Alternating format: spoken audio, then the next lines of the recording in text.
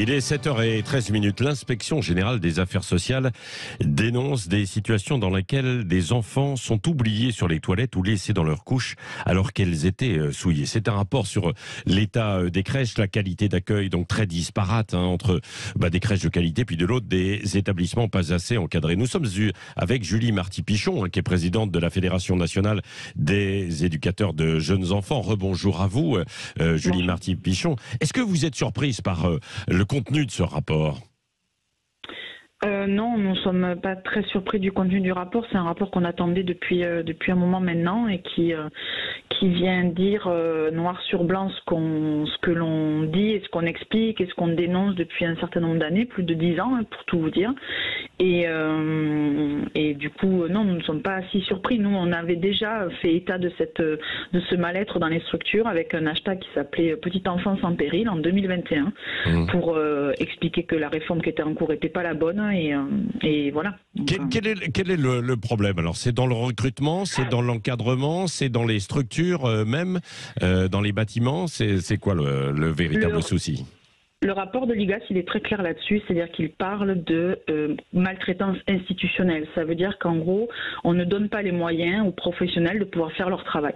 À partir de là, ça veut dire que les politiques publiques qui ont été menées depuis plus de 10 ans se sont montrées en fait infructueuses. C'est-à-dire que aujourd'hui, on a des conditions d'accueil des jeunes enfants et donc des conditions de travail qui ne sont pas qui ne sont pas de qualité. Ça veut dire quoi? Ça veut dire que on a des taux d'encadrement, c'est-à-dire le nombre d'adultes pour le nombre d'enfants qui sont trop bas aujourd'hui en France comparé à tout ce qui peut se faire actuellement en Europe par exemple. C'est-à-dire que quand on est un adulte pour 5 bébés qui ne marchent pas et un adulte pour 8 qui marchent, et que quand on a une réforme qui nous dit qu'on peut être un adulte pour 6 enfants quel que soit l'âge, par exemple on peut être sur des groupes de bébés, donc des enfants qui ne marchent pas, qui ne sont pas autonomes.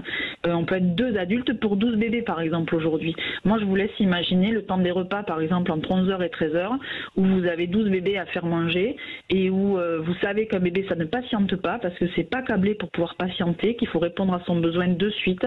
Bon, mais quand vous en avez 6 au biberon, 4 en diversification alimentaire, 4 autres qui sont 3 autres ou 2 autres qui sont en train d'apprendre à manger avec des morceaux, ça paraît banal comme ça, mais en fait ce sont des actes qui demandent beaucoup de compétences, qui demandent beaucoup d'attention. On ne donne pas un biberon comme ça en 3 minutes, c'est pas possible. Et on apprend déjà à des bébés très rapidement à patienter alors qu'en fait ils n'ont pas la possibilité de patienter. On doit répondre aux besoins directement.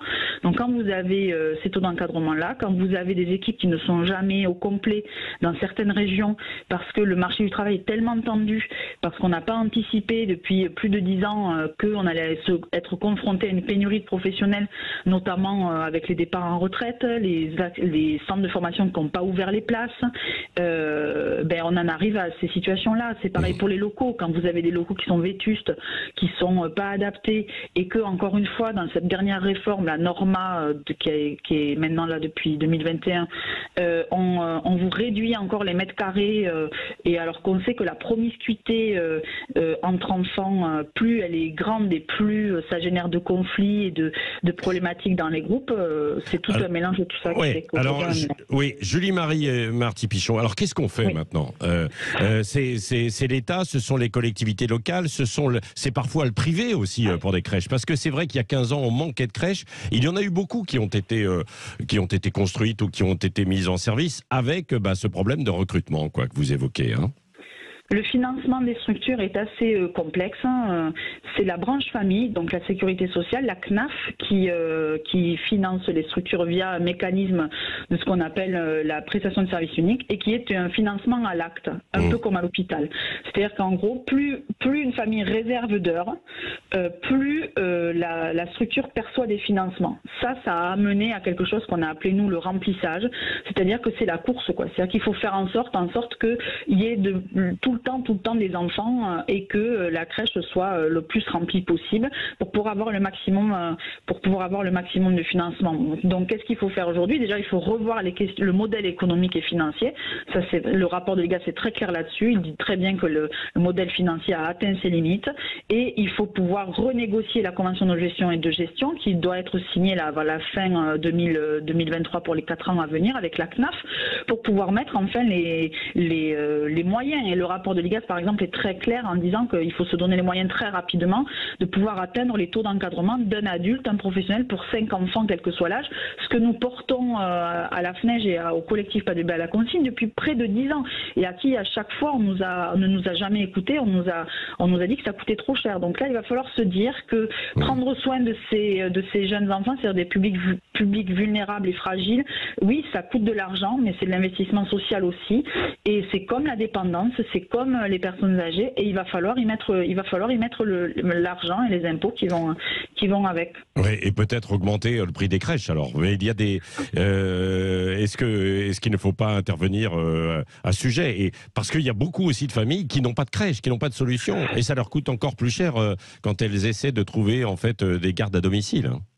Il y a le secteur de la petite enfance, c'est vraiment repensé de fond en comble, parce que au-delà du mode d'accueil, c'est la place de l'enfant dans la société. Oui. Et la question des congés parentaux, par exemple. Aujourd'hui, on sait en France qu'on a des congés parentaux qui sont très mal indemnisés, alors que si on s'appuie sur ce qui se passe sur les pays nordiques, on pourrait très bien travailler sur quelque chose où les congés parentaux seraient un peu plus longs, moins longs, mais mieux rémunérés. Toutes ces questions sont à travailler. Après, sur la question des solutions et en effet sur le prix des crèches, aujourd'hui, quand vous êtes dans une crèche, vous payez selon vos revenus. Oui. Ce qui est un très bon modèle là-dessus, il n'y a pas de souci, puisque nous, on est favorable d'ailleurs, comme ce qui se passe à l'école maternelle, que la crèche soit aussi un lieu d'accueil gratuit. Il n'y a pas de raison. On peut mettre ses enfants à la crèche parce qu'on va travailler, mais aussi parce qu'on est en formation, mais aussi parce qu'on est étudiant, etc., etc. Donc, en fait, comme on construit des écoles maternelles, on pourrait très bien se dire qu'on construit des crèches. Mais ça veut dire repenser globalement, de façon générale, la place du jeune enfant dans la société, la place de la famille dans la société. Et se dire que ce qu'il y a à mettre en place, c'est le fait d'avoir le choix pour des familles. C'est-à-dire pouvoir choisir d'être à la maison quand on veut rester avec son tout petit, parce qu'on préfère être avec son tout petit, et c'est normal. Dans les premières années de sa vie, et avoir les moyens de pouvoir le faire, et en même temps pouvoir avoir des modes d'accueil de qualité. Oui, merci Julie Marty-Pichon, donc présidente de la Fédération nationale des éducateurs de jeunes enfants. C'est un vrai dossier, ce rapport autour des crèches et puis des situations parfois donc de maltraitance.